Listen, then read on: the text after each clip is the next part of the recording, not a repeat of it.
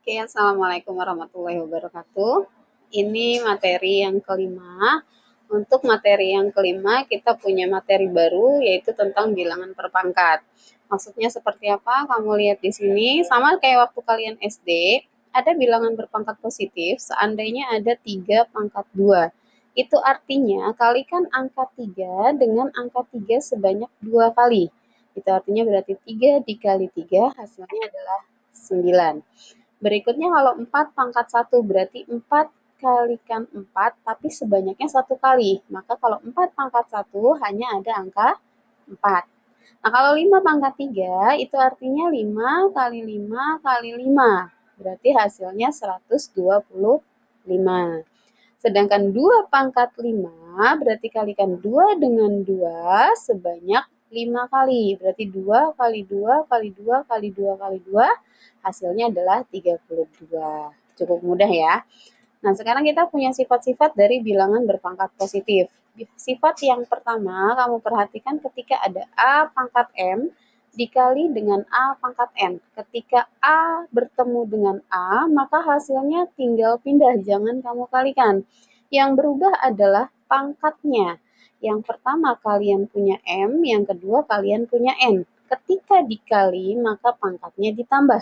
Tapi ketika pangkat itu dibagi, maka dia harus dikurang. Itu bedanya. Nah, berarti kalau A pangkat M dikali A pangkat N, nanti hasilnya A pangkat M ditambah N. Sedangkan A pangkat M dibagi A pangkat N, nanti hasilnya A pangkat M kurangkan dengan N. Contohnya, misalkan ada 5 pangkat 3 dikali 5 pangkat 4. 5-nya pindahkan, sedangkan pangkatnya kalian jumlah. 3 tambah 4 hasilnya 7. Begitu juga dengan contoh kedua. Untuk pengurangan atau kita pembagian, di sini ada 8 pangkat 6 dibagi dengan 8 pangkat 4. Nah, hasilnya adalah 8 pangkat 6 dikurang dengan 4. Maka hasilnya 8 pangkat 2.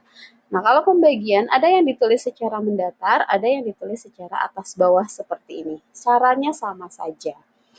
Sifat yang ketiga, ketika dia bermain di dalam kurung, ada 2 kali pangkat. Pertama, misalkan ada angka A, pangkatnya M, di luarnya ada N. Hasilnya, A-nya pindahkan, pangkatnya kalikan. M dikali sama si N. Contohnya, 6 pangkat 3, di luar ada pangkat 4. Nanti kalikan, 6-nya pindahkan, 3 dengan 4 kalian kali. Berarti hasilnya adalah 6 pangkat 12.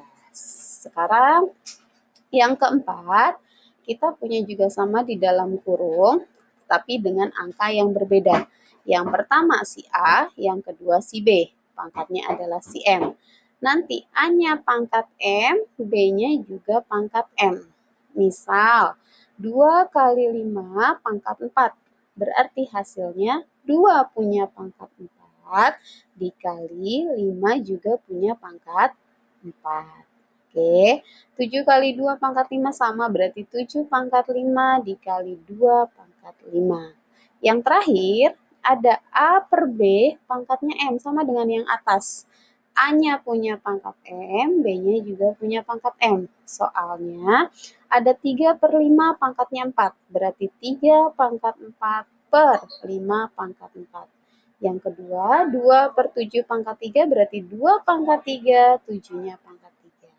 Bisa ya? Oke, sekian untuk materi hari ini. Assalamualaikum.